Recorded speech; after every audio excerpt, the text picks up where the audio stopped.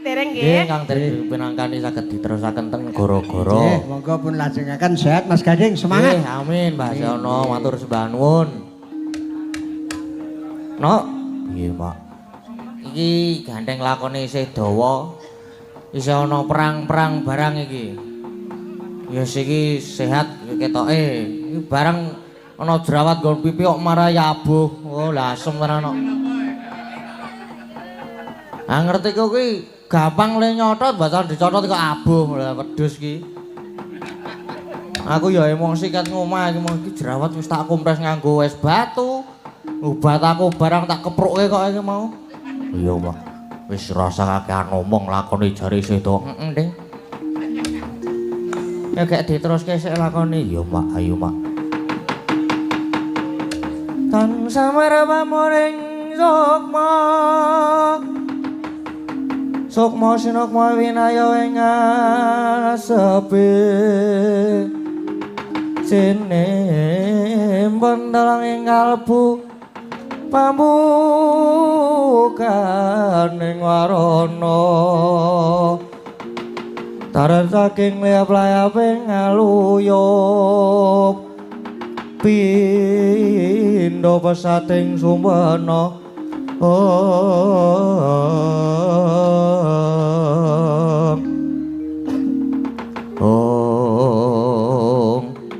Sinegek semanten gendika capo ingkang wonten sak jawining pagelaran Kadipaten Permalang. Pati Arya Sengkuni ingkang awis angganing prasata Kurawa Sura nyepating Clorot Pating Blebar kaya minoh kasrambaing jara.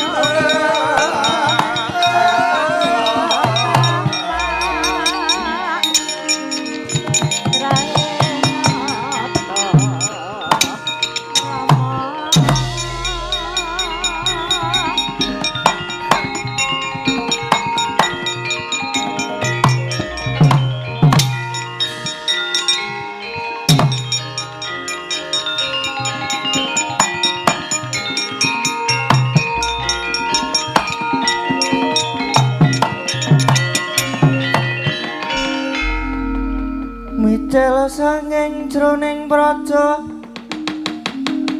mapan ning madyaning aloka kundanging prawatya saweka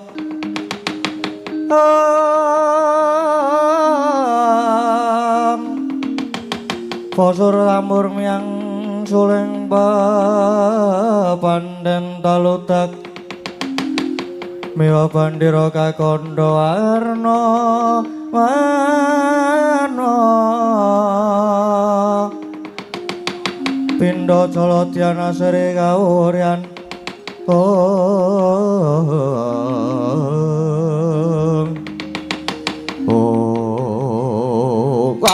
salah awan paman patih Arya Sangguni ingkang putra Dursasana nyadhung dauman niki Kurawa dikanthi wonten Kadipaten Permalang niki jane wonten napa to man nadyan ingkang putra pun Kartomarma ugi cumadung dawuh paman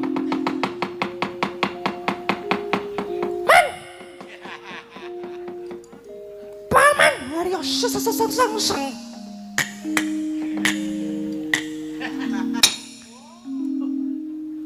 Cit rasa omong bane mbrebeki kancane ya aku yo nggih nyadung dawuh man saestu niki nyadung dawuh ku yo mboten main-main iki man ya Kakang Durna niki saene sing dawuh kula napa sampeyan pun kula niku manut ya Adipati jenengan mawon mboten napa-napa oh nggih anak-anakku para Kurawa nger yo lho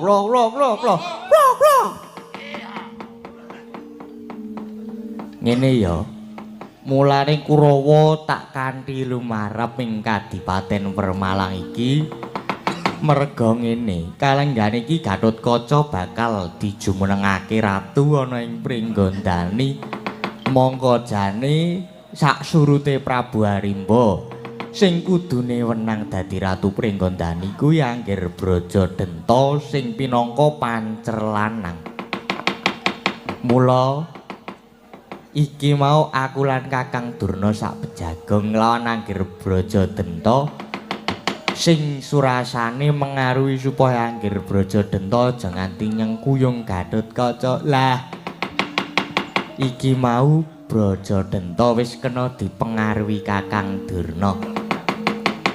Kang banjur bakal mbalela nanging iki mau malah kedadak ana suwane Brajamusti lan Kalabendana sing surasane ngaturi Angger Brajadenta supaya manunggal kelawan Pandhawa melu nekseni nggone Gatotkaca bakal diwisuda jumeneng nata. Wusana padha cengkah rembug lan dadi pasulayan. Nah, mula kowe kabeh saiki supaya padha nututi Brajamusti lan Kalabendana. Cekelen. Nek perlu patenana wae. Wis mung kuwi dawuhipun paman ge enggal do mangkata. Wah. Wagirin wan. Jane pamriye niku napa to? Kok paman Sengkuni kalih Bapa Durna mengaruhi Brajadenta. Lho, pamriye Brajadenta ben iso sekuton karo awake dhewe, iso gagalke nggone Gatotkaca bakal diwisuda dadi ratu. Ngono dur. Nggih. Neng niku jenenge melu-melu ngurusi urusaning liyan, Man. Niku padha karo malah nyumbang kekrisruhan. Nah, mbok nggih pun sampun to, Man. Niku urusane mrika, awake dhewe mboten sah melu-melu. Lho. Nek Brajadenta sekuton karo awake dhewe, Kurawa bakale kuat kosok baline nek nganti Gatotkaca kelakon dadi ratu ning Pringgondani, mesti bakal nambah kekuataning Pandhawa. Nggih to Kakang Durna. Nggih leres Dipati. Oh, dadi ngibarate nabok nyilih tangan. Brajadenta do kisruh karo dulur-dulure. Brajadenta sulaya karo Gatotkaca, syukur yen Gatotkaca iso mati saka Brajadenta. Dadi Pandhawa iso ringkih. Ning umpamane Brajadenta sing mati, awake dhewe ya ora rumangsa kelangan. Ngono Dursasana. Wah, niku jenenge malah mung bebutak banyu bening ngelincipi carang apa-apa. kula jane niku mboten sarujuk, Man. Wis bagune kowe gelem mangkat apa ora? Nek ora gelem mangkat, mengko tak aturke ana ngersani rakamu ya anak Prabu Dursasana. Lah, niku lho, niku. Sing gogodo mesti terus wadul. Nggih pun. Mangkat yo mangkat. Mangkat ketang rubuh-rubuh gedang. Lah, ngono dadak kakean alesan, kakean ngomong. Artawarma dawuhna marang kabeh wadyabala supaya padha nututi Brajamusti karo kala bendana dicekel dibondo. Nek perlu malah dipateni wae wis. Babar pisan dawuhna wadyabala supaya enggal padha budal. Nggih ngestoaken dawuh Waman mangkat dina iki. Nggih ngestoaken dawuh. Enjing bidal kumara saking jroning raja.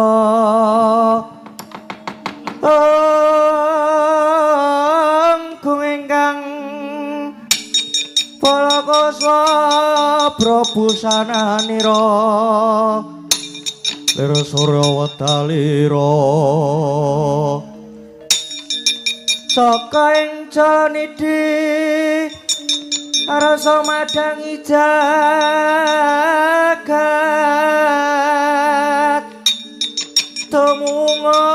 munga paning sapucak ing wukir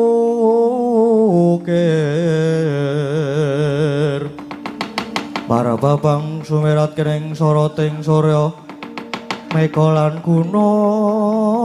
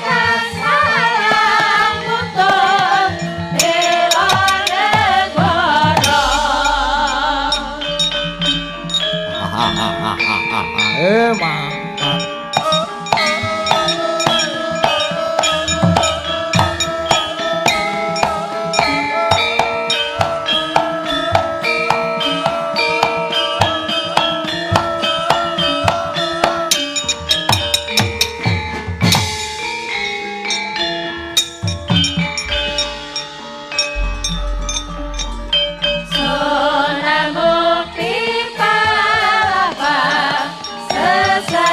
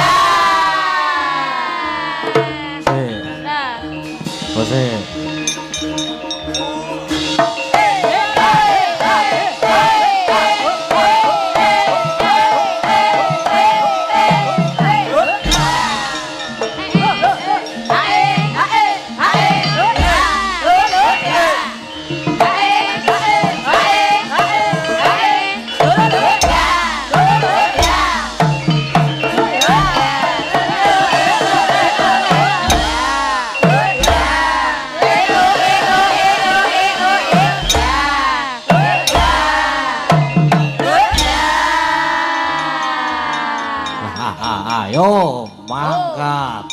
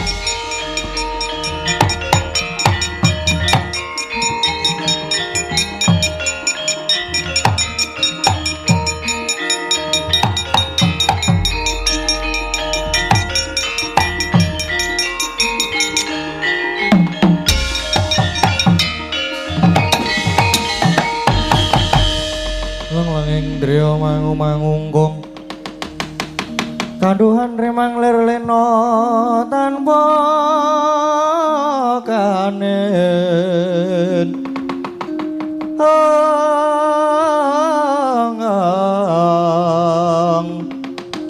yen tulus mangkutyah utama Om Siwanuman Kakang Antareja apa dene Paman Setyaki? Inggih, Nggir. Ya, piye, Dimas? Nggih, Nggir. Iki awake dhewe kedhawuhan dening para pepunden supaya ngawat-awati Paman Brajamusti lan Paman Kalabendana. Nggone sowan ana ngersane Paman Brajadenta ing Kadipaten Permalang. Sing dikuwatirake anane Kakang Gatotkaca bakal diwisuda jumeneng Ratu ana Pringgondani kuwi mengko yen nganti Paman Brajadenta murina utawa ora trima. Merga ning di papan kuwi sing jeneng rebutan jabatan ki adane sok nganti dadi regejekan. Apa meneh yen atine wis digawe wuta merga ngoyak jabatan wis ora mikir kanca dhewe, ora mikir sedulur dhewe, anane mung tegel karo mentala. Kanca mangan kanca. Kuwi dadekke wos senggelke ngene. Oh piye? Sikat aku. Mula babakan iki kudu sing praetna lan waspada tenan. Inggih. Kasihan, Ger. Kakang Antarja ngono. Nadyan Kakang Antarja kuwi tinemu sedulur luwih tuwa, nanging babakan Kakang Gatotkaca arep dijumenengake ratu ing Pringgondani ya kudu trima. Kudu legawa. Apa meneh Kakang Gatot arep didadekke ratu ning Pringgondani iki kejaba oleh pangestune para pepundhen ning ya disengkuyung para kawula. Lahir batin Dimas. Babar pisan aku ora meri karo Dimas Gatotkaca. Apa maneh Pringgondani tilarane swargi Hyang Trembaka. Dadi Dimas Gatotkaca pancen duwe hak lan kewajiban tumrap negara Pringgondani. Dadi kleru yen aku meri. Kepara aku malah nyengkuyung lahir batin marang Dimas Gatotkaca. Nah, bagus. Bagus, Kang. Sing tak karepe iki ya ngono kuwi. Sedulur iki kudu daya dinayan samat sinamadan tulung tinulung bantu binantu utawa saling mendukung disengkuyung bareng-bareng. Antasena Antarja wis cilaka gagal tenan iki.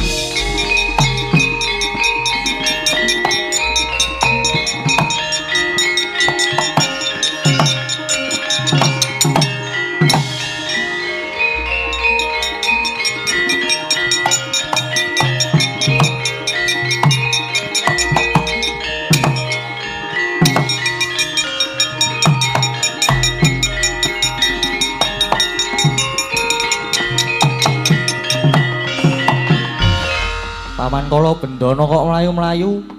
Ana apa? Wis cilaka gagal tenan iki Antasena.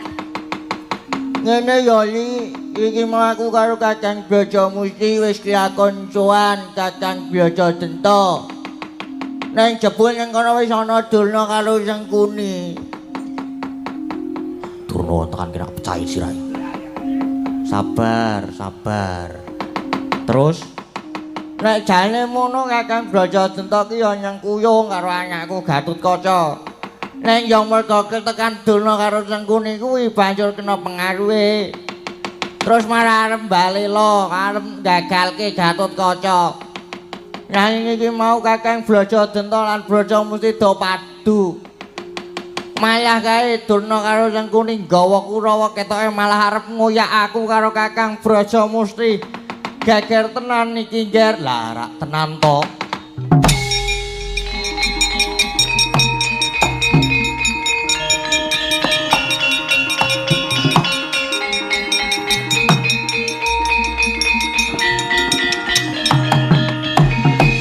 Ora lidok ujare wong adaplok.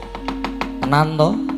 Sing jeneng rebutan jabatan ki nek ora ngati-ati tenan iso digawe wuta atine. Inggih, Ger. Mriko malah Kurawa melu cawe-cawe. Kurawa iki nang dipapan mesti ngono kuwi kok. Senengane mbebudak banyu bening. Wis sewa Anoman mak cilik Setyaki karo Kakang Antarja nek Kurawa melu-melu kudu diundurke. Ayo dipethoke bareng-bareng monggo nggih kula dherekaken.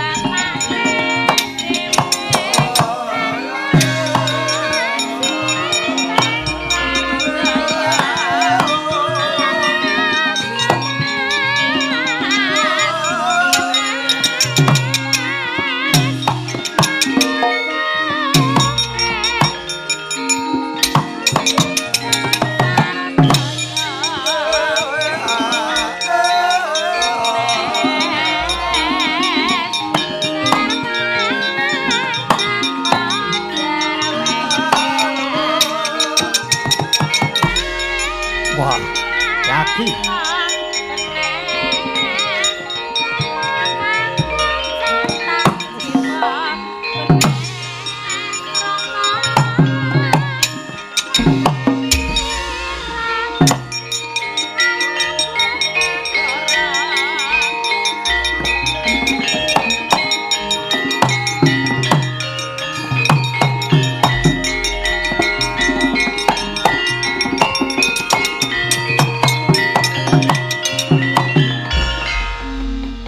Tuti lamun katututan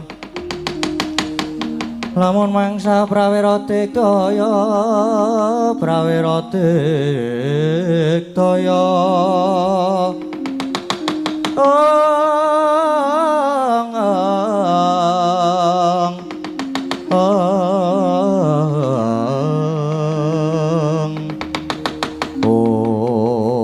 wah malang kadhak menthang kaya gandewa ngadeg kaya andha mripati mandeng aku tanpa kedhep ora pangling sejagi dasar Puranyata. Ayo Kartomarma kowe nganti wadya bolos gelar sepapan mongko iki eneng kadipaten Permalang yo pancen arep melu gagalke Gatotkaca bakal didadekke ratu mula kowe sumingkira di Brajamusti karo Kala Bendana kon tekan kene tak bandane tak patenane sing kudune sumingkir kowe lan Kurawa ora kena melu-melu nyampuri perkara iki as Raidep Setyaki wani ngalang-alangi malah tak katutke dosane apa-apa ngemping loro Ginjapati wani aku apamu sing tau deni majos sejangkah tiban tangan pecah siramu bidi aplek dadamu Kartomarma.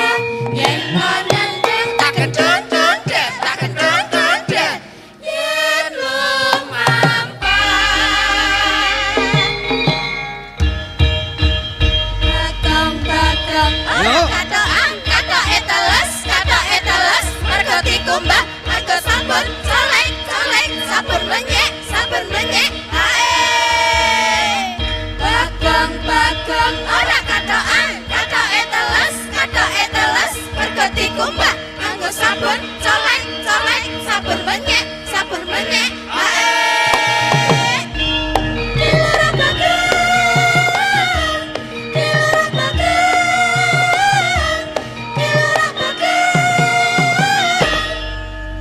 wes ngono tok to gayang temenanang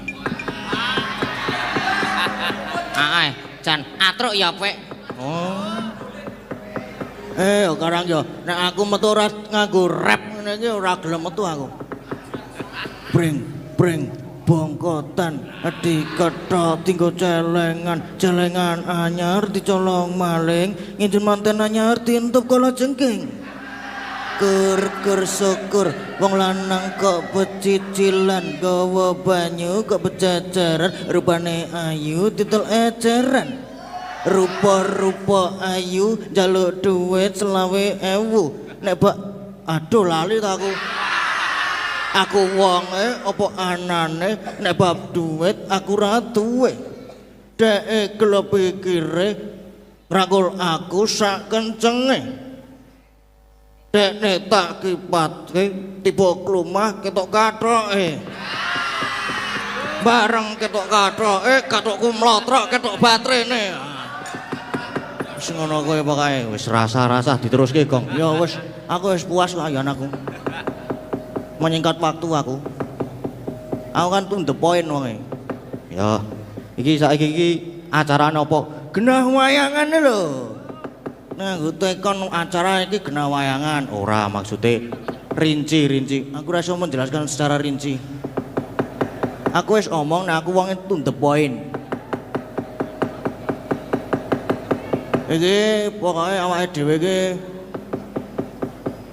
mengisi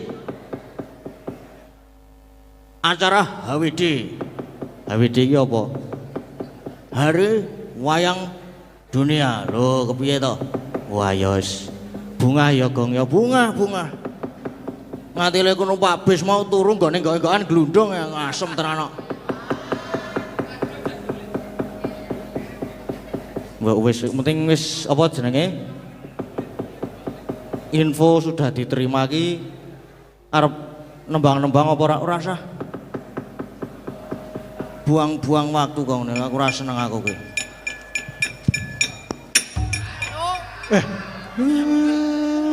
Bocah dolanan ora ngerti wayah.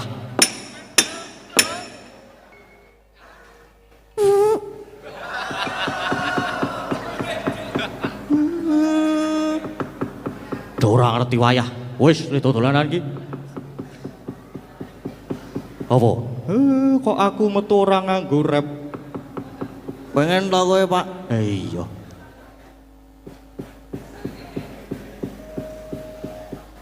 Puno kawan ora ono gunane kabeh. Minggat kono. Wes nesu kae. Wes genah nesu tole ayo gek do ditutke daramu Abimanyu kae. Apa? Tunjung Bang Trate. Ayo le, ayo. Yo monggo Pak.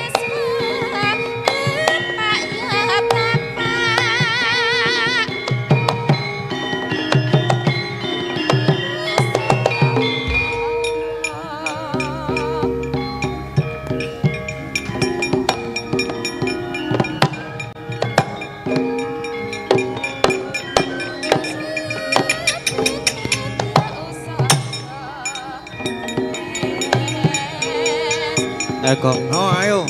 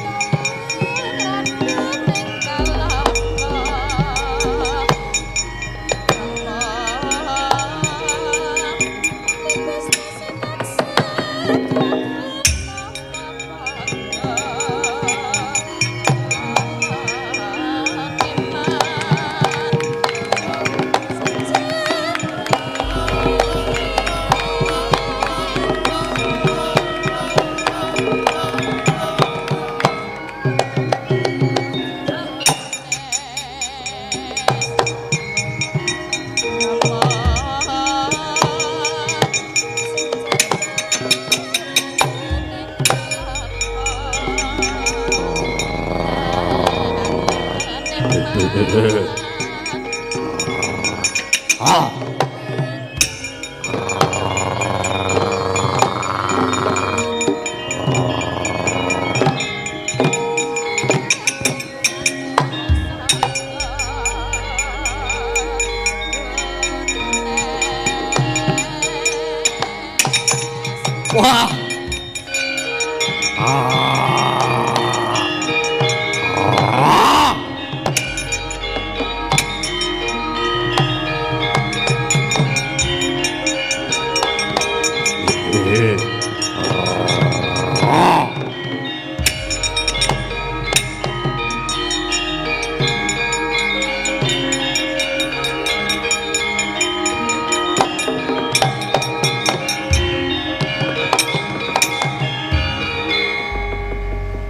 Angler bawaning kang sinong mati gawe gelar nararya mbek susutira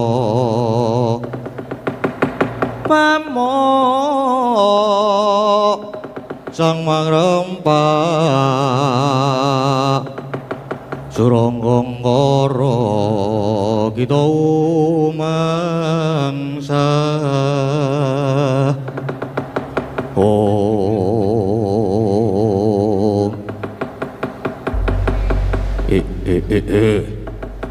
ana satriya lumebu ana krendha ana sapa Satriya Plongkowati Raden Abimanyu kekasihku kowe sapa kang bau reksa alas kene aku jenengku Jaya Sudirga aku Jaya Lengkara ana wigati apa kowe lumebu ana alas iki nedya gayuh nugrahaning Gusti luwih becik kowe baliya alas iki dadi panguwasaku oleh mbacut ora oleh bakal tak rudo paripeksa wah lakon tak gegulung rimah-rimahe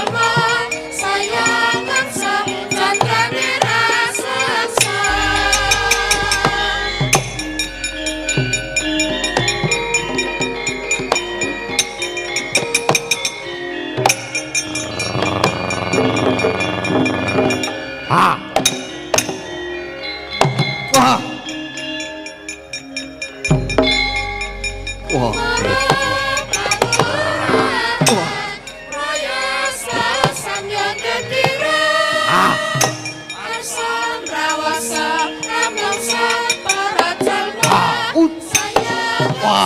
Candrane raseksa.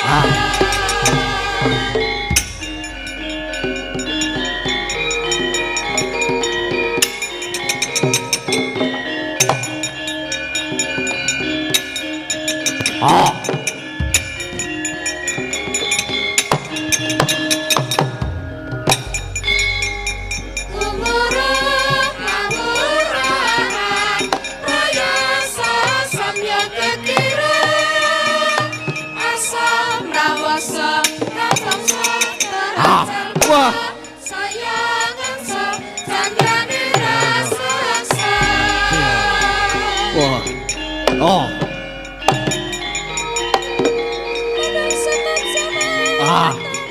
Jolke. Jolke.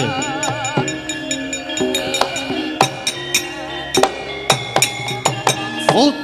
Ah. Ah. Ah. Wah.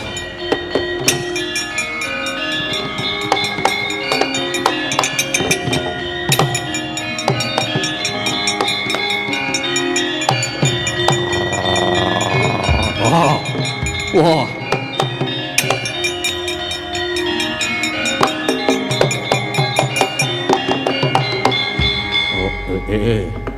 Kakang Jaya Sudirga tekaning pati.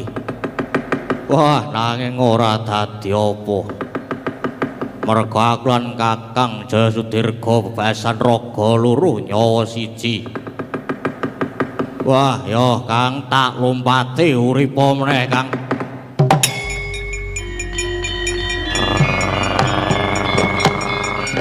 Wah. Wah.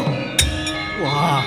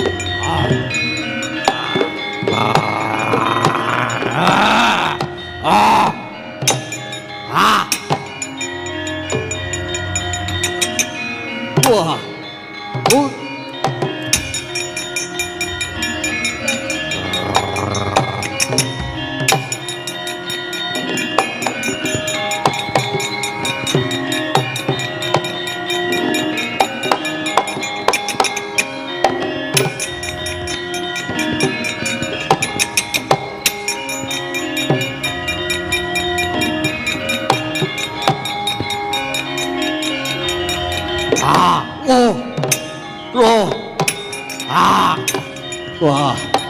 Oh. Ah.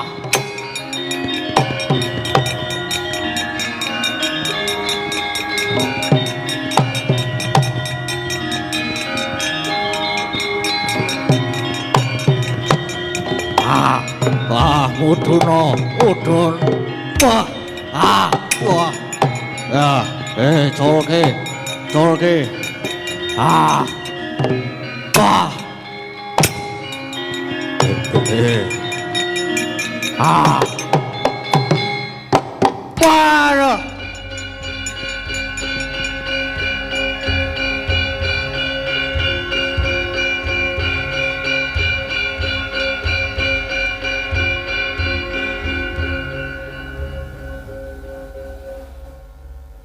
Lho. Pun suwuk niku ngaten lho. Fat out. Niku wau jenengan apake, Den? Tak duku Mbah Petruk. Wah. Asik tenan. Luar biasa. Siti mewah. Ya kok jenengan saged kiat junjung buta gedene semanten niku? Iya Petruk le latihan soale butane cilik-cilik. Oh lah. Aja dinalar ya Petruk. Nggih boten ajeng kula nalar. Pun monggo Den. Nglajengaken lampah riyen ya Petruk. Ayo derekno aku nggih ndika ngestaken dawuh.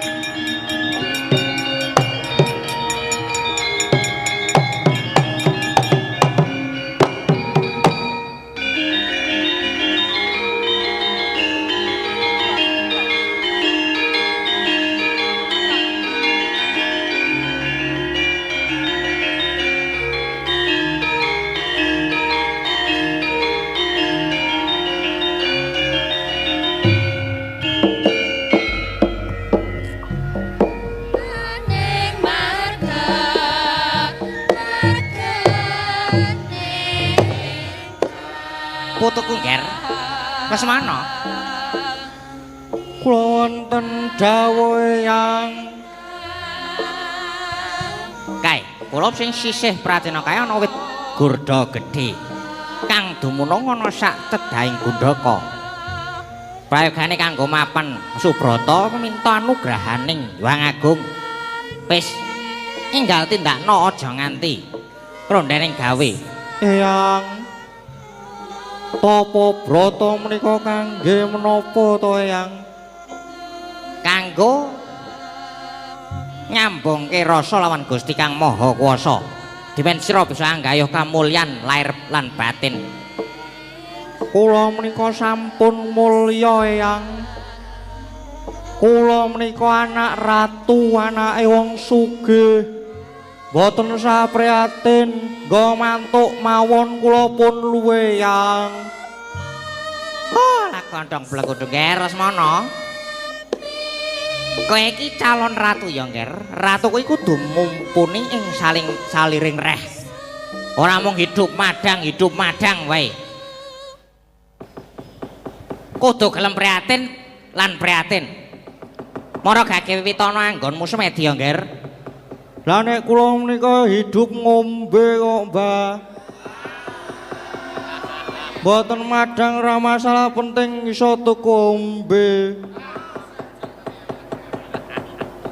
Kowe iki ya meng padha wae. Wah, mara gage wiwitana anggonmu semedi ya, Nger. Iya, Nger. Wis aja sumelang. Pone yang lawan paman-pamanira Kurawa Narada saka sak pembalang lawan jeneng sira, Nger. Nggih, Eyang matur sembah nuwun.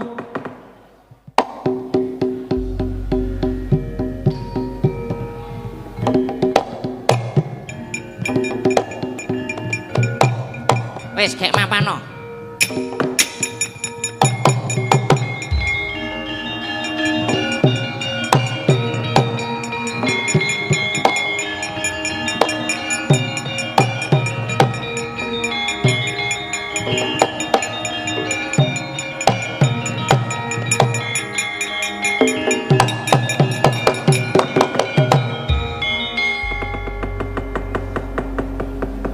Meraina semubang Hyang Haruna.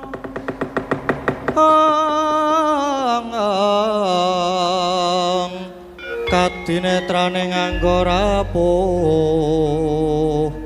sabdaning kukila ringkani kara sageter.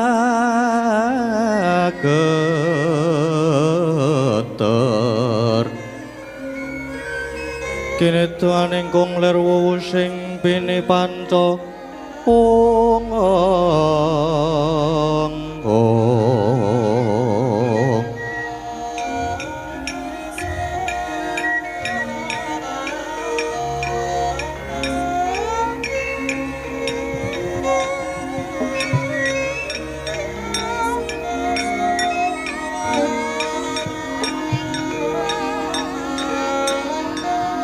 Yen ora kliru pamawasku,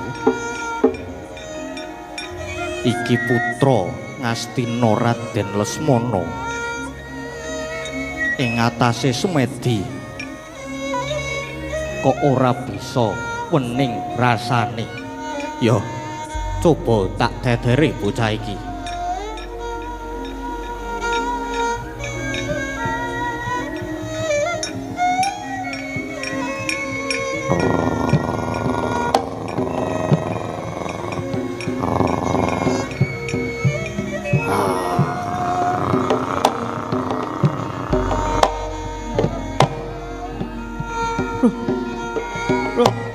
Eyang.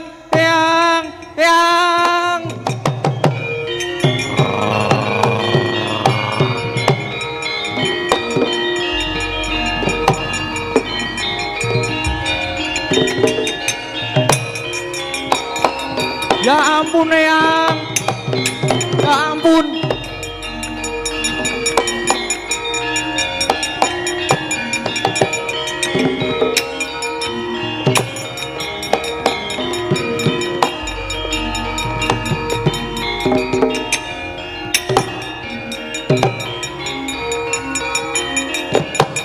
Eyang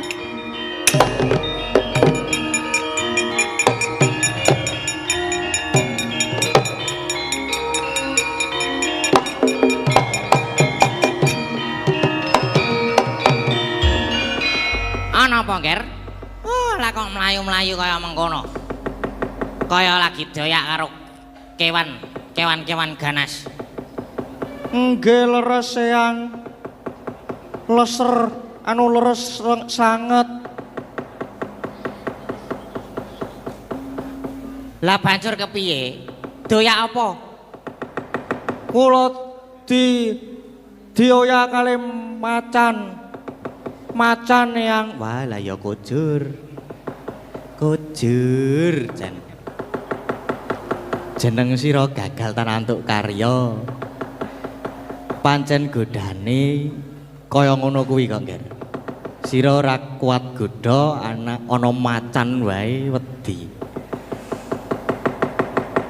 oh lah dalah Lesmana Nger piye to Lesmana dadian ngono sira gagal tanantuk wahyu. Wis prayogane bali ning Praja Ngastina wae. Nggih, Yang.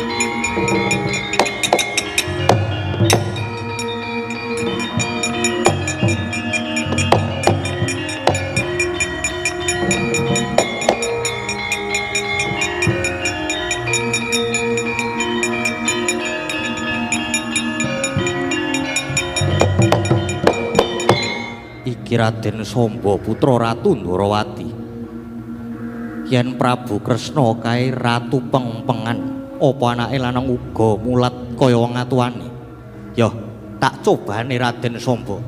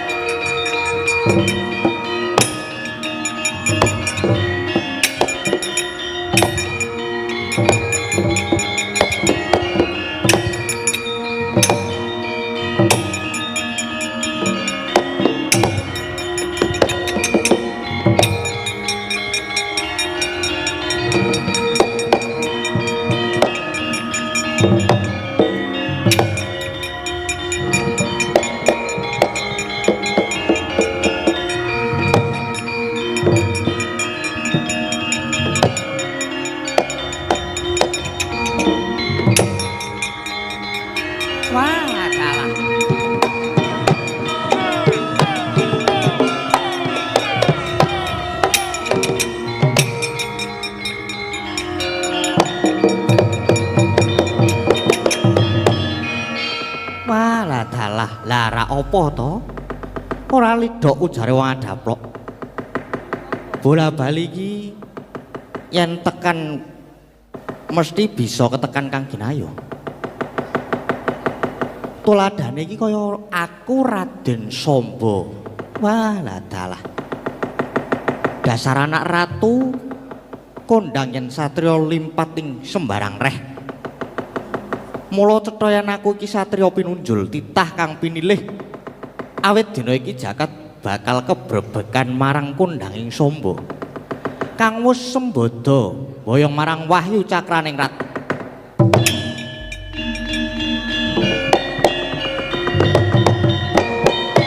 Wauta.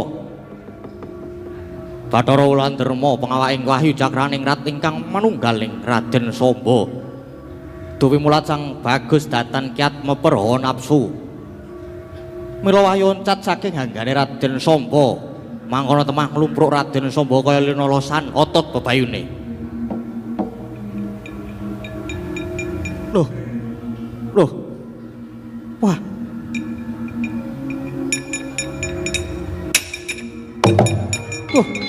Wah, mati aku.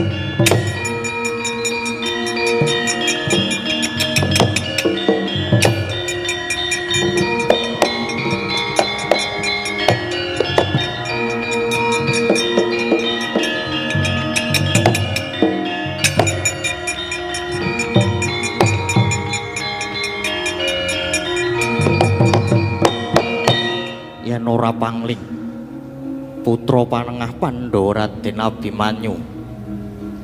Yo, mara coba tak jajali, tak godhane Raden Abimanyu.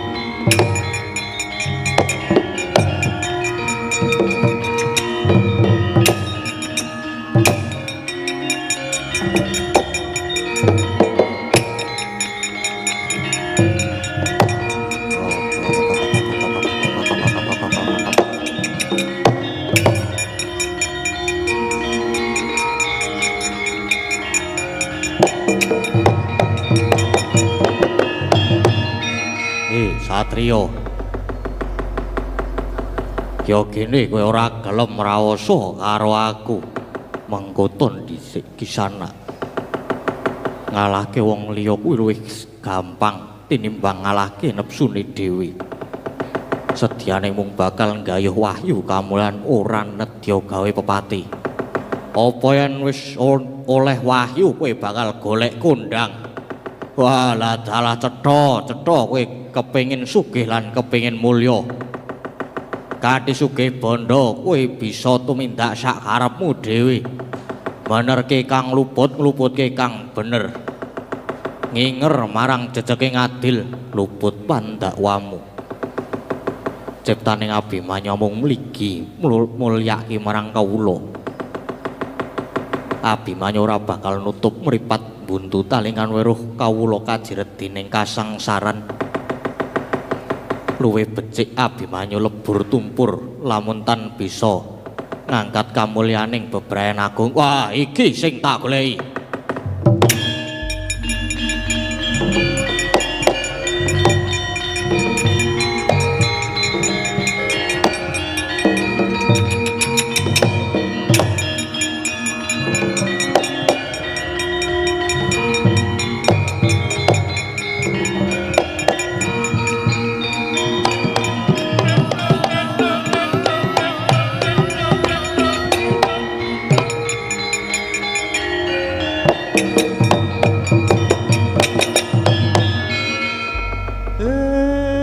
Mangayu Bagyandara dene Ndara Abimanyu sampun kasembadan gayuh wahyu cakraning rat. Iya Siwa Semar. Pun monggo. Mboten sasuwen teng mriki, nggo wangsul teng negari Ngamarta. Iya Siwa Semar ayu.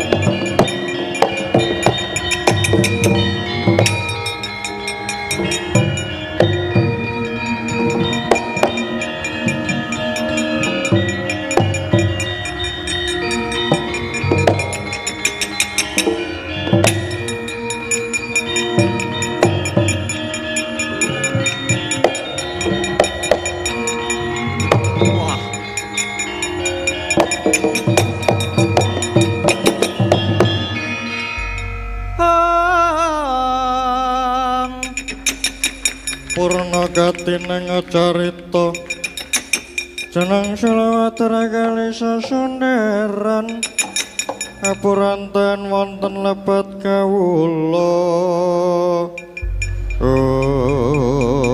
Wah, Werkudara yo. Endi Wahyu Cakrane ra tak jaluk. Wah, tungkak tampanana. Wah. Wah. Wah. Wah, Bali.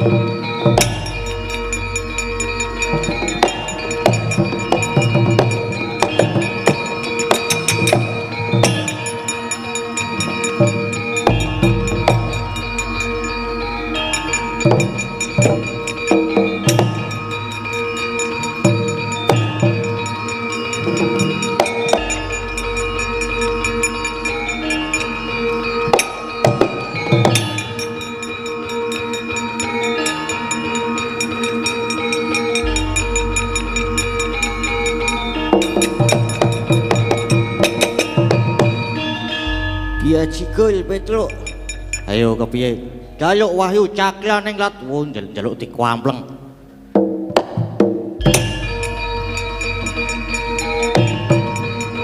Aduh. Aduh. Aduh.